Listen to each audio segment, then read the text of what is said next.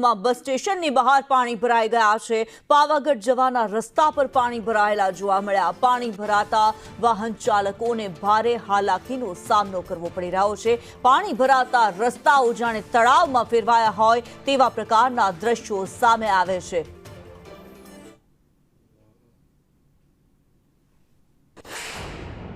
પંચમહાલના હાલોલમાં જે રીતેનો વરસાદ વરસી રહ્યો છે ને હાલ આપણે છીએ બસ સ્ટેન્ડની બહારના જે વિસ્તાર છે પાવાગઢ રોડ તરફ જવાનો રોડ છે।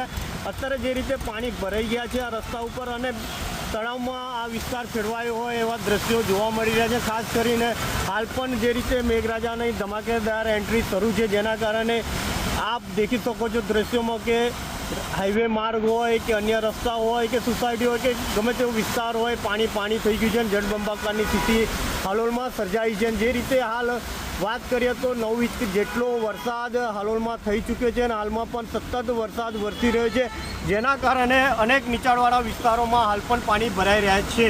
કેમેરામેન પ્રિતેશ દજી સાથે તુષાર દજી, સંદેશ ન્યૂઝ, પંચમહાલ।